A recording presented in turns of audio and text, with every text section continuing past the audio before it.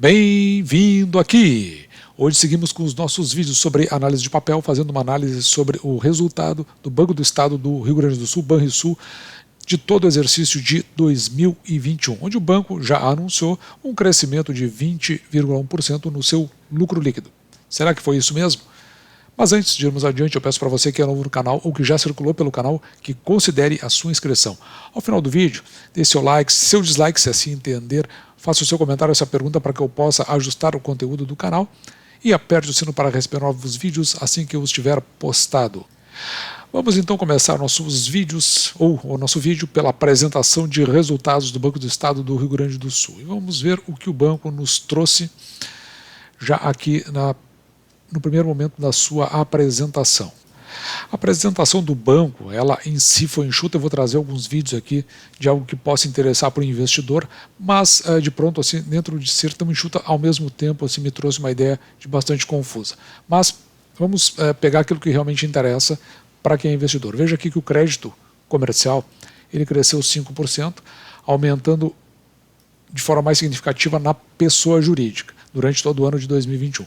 Interessante e aqui importante para o investidor foi o aumento da carteira de crédito rural, acompanhado por outros créditos. Veja que, no entanto, o imobiliário ficou em meros 4,7%.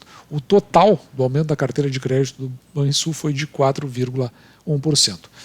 Se nós dimensionarmos o crescimento, no crescimento do crédito, aqui está em valores, está em bilhões, veja que ela vai de 37,6 para 41 bilhões. Então, de dezembro de 2020 a dezembro de 2021, na realidade, o crescimento foi de 9,4%, que é esse total que está mostrado aqui em cima, um pouco arredondado. Outro dado aqui que o banco julgou interessante na sua carteira de consignado, que foi o NPL de 90 dias. NPL é Non-Performing Loan, que significa o seguinte, inadimplência, índice de inadimplência do banco.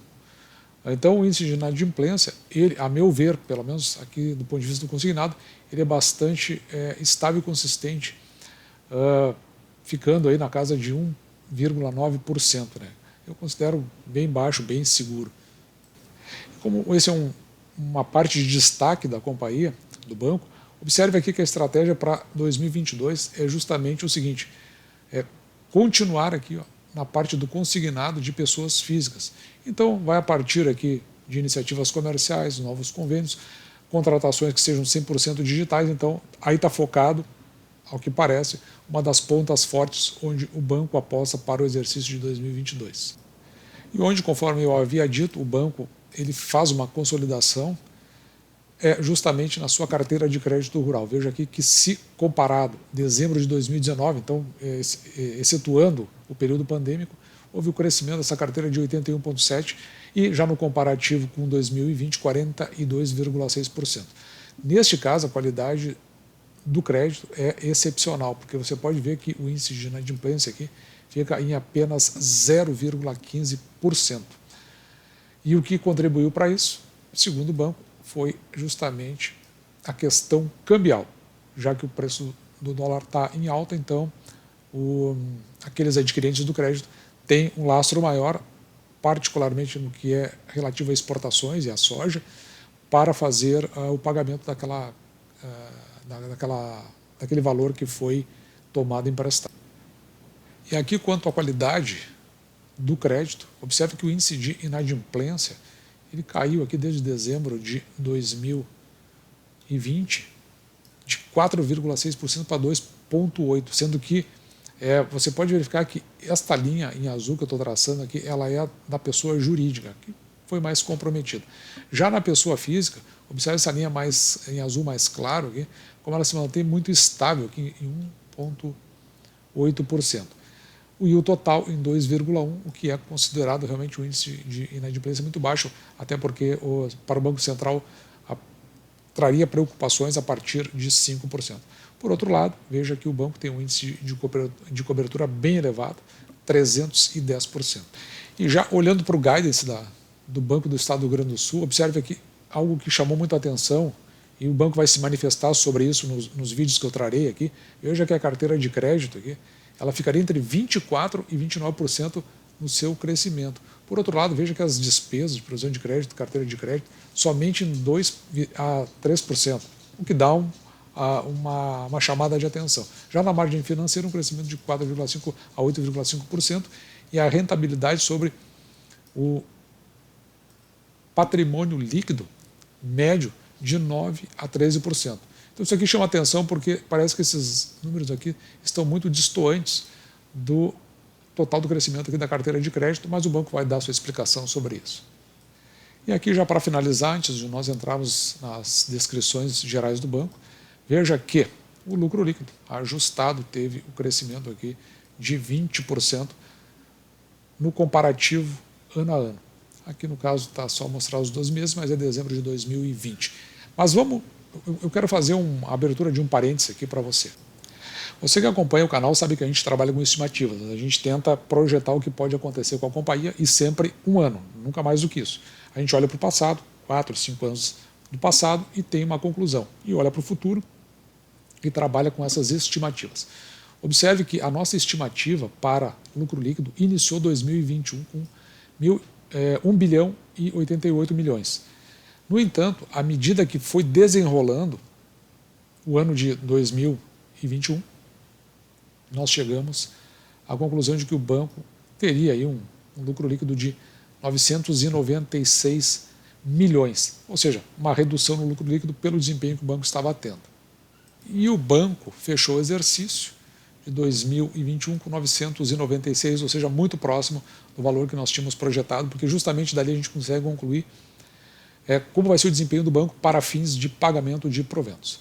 Bom, e outros números aqui, aumento da carteira de crédito, nós já tínhamos visto, aumento de 9,1%, o crédito consignado no geral aqui, aumento de 8,1%, o crédito rural 42,6%, também nós já tínhamos discutido, receitas com tarifas de serviço aqui, um crescimento módico de 0,9%, mas a gente tem que lembrar que houve o lançamento do Pix, que parou então com aquelas cobranças em função de DOCs e TEDs, exceto no conta a conta. O índice de inadimplência dos 90 dias, o total 2,07, bem baixo, índice de cobertura a gente viu bastante alto, de 309,7%, e a captação do banco, captação em recursos justamente que vai compor o valor para qual o banco vai depois fazer os seus empréstimos, ou seja, vai interferir no índice Basileia, um crescimento dos últimos 12 meses de 4,2%. Mas observe que este é o lucro líquido ajustado do Banrisul, porque, enfim, contando aí efeitos não recorrentes, o banco teria um lucro de 824 milhões, passou a 990, conforme nós já mostramos anteriormente.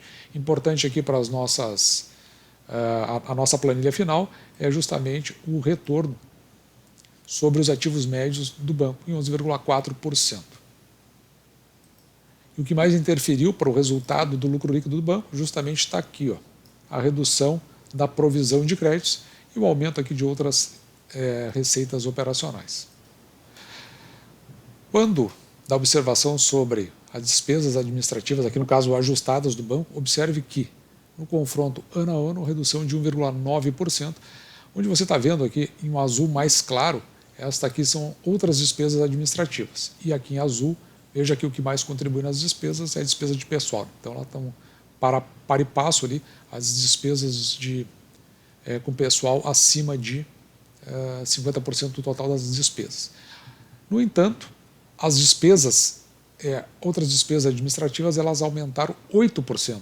Nos últimos 12 meses, então, dezembro de 2020 a dezembro de 2021.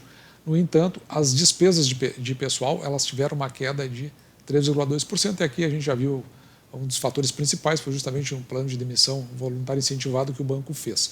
Ou seja, na combinação dos dois, houve essa redução de 1,9% no total das despesas do banco. Um indicador bastante interessante é justamente esse aqui, que faz a relação das receitas de tarifas de despesas e serviços e as despesas de pessoal ajustado. Então você veja que aqui tem um score bastante positivo, 103%, justamente por conta dessa redução, à medida que as receitas de tarifas tiveram o acréscimo aqui de 0,9%. E agora eu trago para você dois vídeos que eu retirei da apresentação de resultados do Banco do Estado do Rio Grande do Sul. O primeiro é um questionamento sobre o guidance, que ele é importante para você, investidor, para fazer a compreensão daqueles números que foram colocados lá, porque tem aquela discrepância que eu falei anteriormente. E o segundo é sobre a respeito de proventos, que eu entendo muito importante para o investidor, que afinal de contas é o foco aqui do canal, justamente investimentos em função de proventos. Os dois vídeos estão com áudio acelerado, justamente para reduzir o tempo aqui do nosso vídeo, e você pode passar de um para o outro aí, à medida que você achar que o assunto possa ou não lhe interessar. A nossa primeira pergunta vem de Flávio Yoshida, do Bank of America. Olá, bom dia a todos. Obrigado pela oportunidade de fazer pergunta. Eu queria entender um pouco melhor o guidance que vocês publicaram para o ano de 2022. Acho que um ponto que acaba chamando a atenção aqui é um forte crescimento da carteira de crédito total.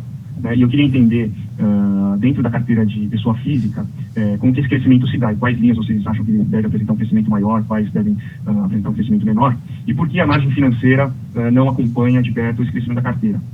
E aí a outra pergunta é com relação também ao guidance, com relação à despesa de provisão, ao custo de crédito.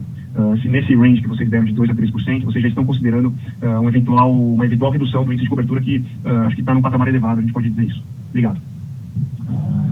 Marcos, por favor. Tudo bem, Flávio. Eu vou começar aqui na questão de margem, mas depois da carteira de crédito a gente pode detalhar bem como a provisão. Acho que conforme foi bem comentado, eu continuo ao longo da apresentação, um impacto de todo o aumento da Selic de 2% para possivelmente acima de 12%. Esse impacto ele foi sendo verificado ao longo, principalmente, do segundo semestre. A gente tem a Selic saindo do final do semestre 4,25 e fechando o ano em 9,25. Só no quarto tri a gente tem 300 basis points de aumento, o que provavelmente vai ser repetido ao longo do primeiro trimestre de 2022. Então, olhando a dinâmica da margem, se a gente for dividir o ano em trimestre, a gente vai ter ainda o primeiro tri pressionado. A gente imagina que no segundo trimestre, com alguma estabilidade, já reagindo ao longo do trimestre, e uma expansão ao longo do segundo semestre de 2022. Por isso que nas projeções ela acaba não acompanhando, por óbvio, o crescimento da carteira de crédito. Um outro destaque, também já indo para a resposta da pergunta sobre o crescimento da pessoa física, é que a gente imagina seguir crescendo com maior expressividade no consignado, dado os aumentos, a ampliação de novos convênios e a possibilidade de explorar novos mercados. A gente tem um custo de funding tão mais competitivo que o mercado, que é uma vantagem interessante para poder entrar nesses novos convênios. Então, são carteiras de risco mais baixos e também de margens menores se a gente comparar com outras linhas de pessoa física de maior risco, por óbvio. Então, no crédito comercial, a gente imagina o crescimento seguindo focado em crédito consignado. Claro que carteira de imobiliário tem um potencial expressivo para seguir crescendo. A gente retomou essa carteira de um crescimento de uma maneira mais forte ao longo do quarto tri, tanto que os números já mostram pegar um crescimento no trimestre que é maior do que no restante do ano. A própria dinâmica do setor, assim, no estado, está de uma maneira um pouco diferente. A gente ainda vê esse setor forte para 2022 e uma maior abundância de funding oriundo da caderneta de poupança nos dá uma vantagem uma vantagem competitiva com relação aos demais players, então tem um setor bom de crescimento. Sobre a despesa de provisão sobre a carteira, deixa para o Oswaldo, o diretor de crédito, comentar. Bom dia. Em relação a gente não está abrindo mão de qualidade da carteira, ao contrário, as garantias continuam sendo necessárias na ampla maioria das nossas operações, ou pelo perfil e natureza das mesmas, tá? Inclusive, a gente está cada vez mais incluindo e utilizando novos mitigadores de risco de crédito que podem, inclusive, ainda melhorar o desempenho futuro da carteira. Olhando o número do ponto de vista de provisão, eu tenho uma leitura um pouquinho diferente. Eu vejo que o terceiro trimestre teve um desempenho acima, uma despesa acima da esperada, e o quarto trimestre, essa despesa já voltou para dentro do esperado, e sim, esse crescimento da carteira, a nossa estratégia, considerando o que a gente está querendo mirar no consignado, no imobiliário, no agro e nas PJs, já está espelhado nessa perda esperada futura. Bom, aí então o banco ele separou em duas partes, né, primeiro e segundo semestre. Então no primeiro semestre ele entende que vai ocorrer ainda o pressionamento que já vinha relativo ao exercício de 2021, onde ele acha que esse alargamento vai acontecer então no segundo semestre, ou seja, tudo isso é em função de uma expectativa sobre o segundo semestre. Mas aqui o importante é que a gente acompanhe esse andamento, trimestre a trimestre, para ver se isso realmente se confirma.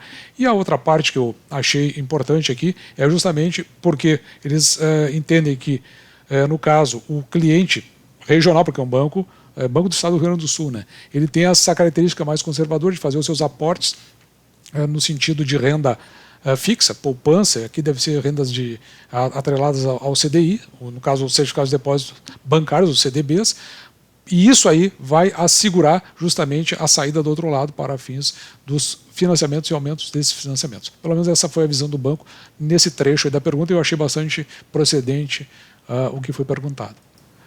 E o segundo trecho que eu retirei da apresentação do Banrisul é justamente relativo a proventos, também reportando ao guidance e como é que isso aí pode refletir ou não os proventos que o banco irá pagar. E aí, pessoal, obrigado também pela oportunidade. Queria voltar um pouquinho no guidance sobre ROE e long growth, né? Eu acho que assim, o banco tem muito capital, muita liquidez, né, como vocês sabem, então acho que assim, tudo bem vocês crescerem muito, mas crescendo com uma ROE de 9 a 13, esses 24 a 29 de long growth de vocês, basicamente o banco está aumentando a alavancagem, né?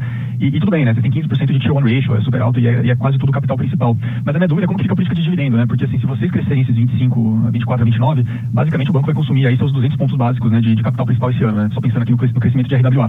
E 13 ainda é um número bom, mas minha dúvida é assim, isso muda alguma coisa para a política de dividendo? O Banrisul vai seguir pagando 40% de payout, né? Acho que é só para entender um pouquinho como que fica a relação de dividendo com vocês, com crescimento rápido e um ROE, né, uma acumulação de capital relativamente baixa para esse crescimento. E eu tenho... Bom, e sobre o payout, não há nenhuma discussão hoje sobre a alteração do payout 40%. Tá? Então, a gente tem que modificar do ano da pandemia por força legal, mas depois que manter a normalidade, a gente continua com o mesmo lugar, esse tipo de coisa, mesmo agora, que ele pagar. Mas isso também não está tudo sendo decisão que é tomada a cada momento. Mas eu não teria razão agora para se mudar esse payout de 40%. Sobre a despesa da previsão, aí eu poderia ouvir o Oswaldo ou o Marcos. Em relação à despesa de provisão, eu queria de novo destacar que a gente não está abrindo mão de qualidade de carteira, a gente não está abrindo mão de garantias necessárias e a gente está cada vez mais introduzindo e utilizando novos mitigadores de risco de crédito. E obviamente, você estando no momento onde você cresce, e você cresce sem abrir mão de qualidade, você tende um pouco a diluir isso, e aí se a carteira estabilizar, esse número vai, entre aspas, se ajustando, mas a gente continua crendo que esses números são factíveis e possíveis, tá bom?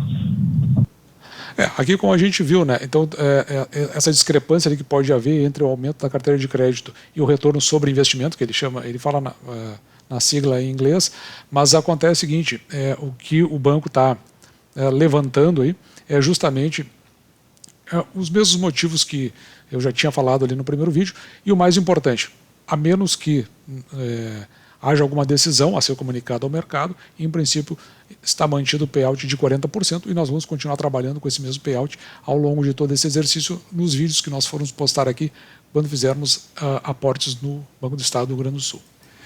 E agora, se para a gente fazer o fechamento, né, você observou que durante a apresentação não houve referência àqueles indicadores fundamentalistas que a gente utiliza aqui no canal e nenhuma parte daquela apresentação que foi feita. Então a gente voltou aqui para as demonstrações financeiras relativo ao final do exercício do ano passado para que a gente possa buscar estas informações. Então de pronto aqui vamos direto para a parte que trata do assunto e você pode ver que aqui estão os principais indicadores que nós vamos levar para lá, que é retorno sobre os ativos, retorno sobre o patrimônio líquido médio e outros indicadores como os indicadores aqui embaixo aqui de eficiência e indicadores índice de Basileia. Então, trazendo para cá, a gente já traz o quadro todo comparativo, depois eu vou colocar o quadro completo no Instagram, mh.investir, onde você pode acompanhar esses dados comparando aqui, no caso, bancos que nós já avaliamos durante essa temporada de resultados relativo ao exercício de 2021. Então, observe que aqui que o retorno sobre os ativos médios do banco, ele ficou em 1% aqui, então ele é abaixo de todos, e o retorno sobre o patrimônio líquido médio do banco em 11,4%, e abaixo de todos os demais. O índice de eficiência do Banrisul, 58,1%. O que significa o índice de eficiência? Para aquilo que você faz de captação de recurso, quanto você gasta. Então veja que o banco ele fica aí em 58,1, cresceu, ele estava 54, então teve uma piora nesse índice, porque esse índice quanto menor, melhor. E a gente aqui reporta ao Santander, que é talvez o mais baixo do mercado.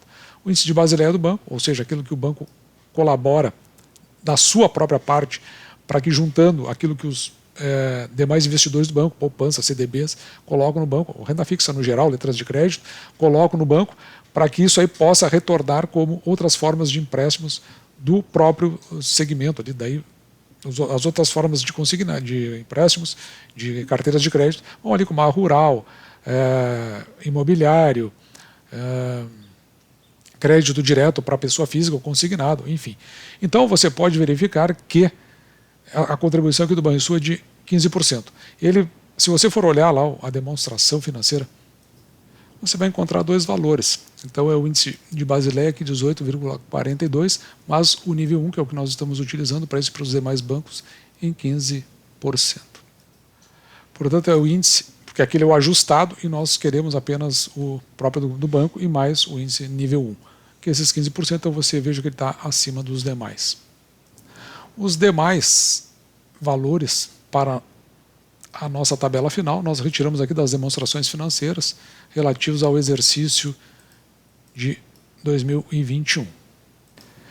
Dados como, por exemplo, o patrimônio líquido, que a gente então retira aqui do balanço patrimonial da companhia, e depois nós vamos também, não aqui nesse vídeo, mas a gente fez todo um overview sobre a parte de fluxo de caixa e também a parte de receitas e despesas e as receitas operacionais do Banrisul. E por que nós fizemos isso? Né? Porque você pode verificar aqui, relativo ao exercício de 2020, note aqui, ó, veja aqui o lucro líquido levantado pela empresa, aqui 727 milhões. No entanto, o lucro líquido apurado aqui pelo site do Status Invest está em 619 milhões. Então a gente tem que trabalhar com os dados do balanço. Não sei exatamente se aqui foi copiado errado, se houve depois um valor recalculado, mas de qualquer forma nós vamos trabalhar então com o que está no balanço do banco. E aqui você pode verificar, então, só para você ter uma noção, que o lucro líquido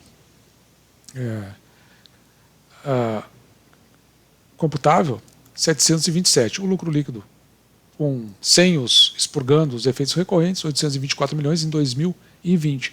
E desta forma, veja aqui o lucro líquido sem os efeitos recorrentes, 948 milhões, e com os efeitos recorrentes, conforme nós já havíamos dito no início do vídeo, 920, tendo uma variação aqui de 20,1% no comparativo ano a ano. Então agora podemos trazer para a nossa tabela, onde a gente pode recalcular todos esses valores. Observe aqui o que nós temos então, a variação de 2017 da receita líquida do banco de 9.317, isso registrado em balanço. No entanto, aqui a gente fez uma conta de lápis na orelha, a conta do padeiro, do pedreiro, da rapaziada aí, que dá duro todo dia, em 6 bilhões 926 milhões.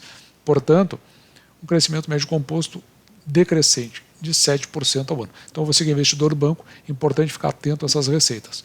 O lucro líquido, por sua vez, em 2017 esteve em 1 bilhão e 100 milhões aproximadamente, e agora chegou a 999,40.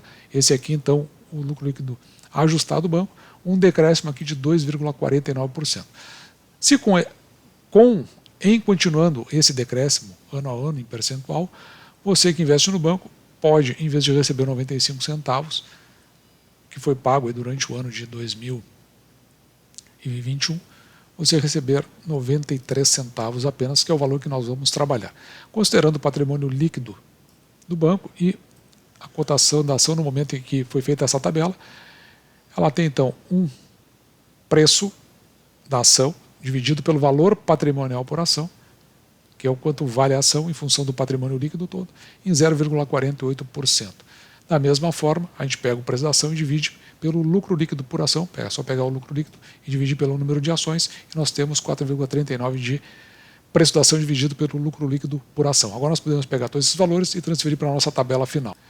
Posteriormente você pode fazer o seu comparativo, mas o preço da ação dividido pelo lucro líquido por ação, que é o PL, em 4,39. Se você investiu hoje no Banrisul, em função do lucro líquido que ele tem por ação, você receberia o retorno do seu investimento em aproximadamente 4 anos e meio. Já se você quiser verificar, aqui são duas verificações que nós fazemos. Se pegar o preço da ação e dividir pelo valor patrimonial por ação, nós podemos ver que a ação pode estar barata, porque abaixo de 1 normalmente é um indicativo de que essa ação possa estar barata, e o segundo resultado, ou segunda consequência, ou segunda interpretação desse valor é que dá uma delimitação do risco. Abaixo de 1 significa que você não tem risco em investir nessa companhia, nesse banco. Considerando então o payout médio do banco, você pode verificar que o Banrisul então ele tem um dividend yield de 8,96% para esse payout. Por isso que nós levantamos aquela questão do payout. Nos últimos 5 anos, aqui, o Banco do Estado do Rio Grande do Sul pagou em média 89 centavos por ação. Para esses 89 centavos, o preço teto, ou seja, dividindo 0,89 por 0,06, ou seja, por 6%, que é o mínimo que nós aceitamos receber em proventos pelo valor que nós pagamos pela ação, nós teríamos um preço teto de R$ 14,90. Com o nosso projetado que nós fizemos, você viu que nós fizemos de 93 centavos, então, para esse projetado, o banco teria um preço teto de R$ 15,50. E no momento em que esse vídeo foi feito, a ação estava cotada a R$ 10,63 e em queda, portanto, abaixo dos dois preços tetos. Dessa forma, esse foi o nosso vídeo de hoje. As considerações finais, elas vão no sentido de que continua um banco que anda de lado. Ele não tem nenhuma perspectiva de crescimento. Ele teve recentemente renovada a folha de pagamento do município de Cristal, o que é uma boa notícia para o banco, mas você deve observar o desempenho dele ao longo do ano e ver se ele continua nessa faixa de estabilidade, porque afinal de contas é um banco pagador de proventos e também fica sempre diante da iminência de uma possível privatização, uma vez que essa é uma das exigências a partir do instante que o Estado do Rio Grande do Sul ingressou no sistema nacional para fins de repactuação da sua dívida pública mobiliária. Então, algo que sempre tem que ser acompanhado do lado positivo, que continua sendo um bom pagador de proventos. Foi assim então o nosso vídeo de hoje, espero que você tenha gostado. Se sim, eu careço pelo seu like, do contrário é importante para conduzir o conteúdo do canal. Se você é novo no canal, se já circulou pelo canal, eu peço que considere a sua inscrição, deixe seu comentário, faça sua pergunta para que eu possa conduzir o conteúdo que aqui é postado e aperte o sininho para receber novos vídeos assim que eles forem levados ao ar. Um grande abraço!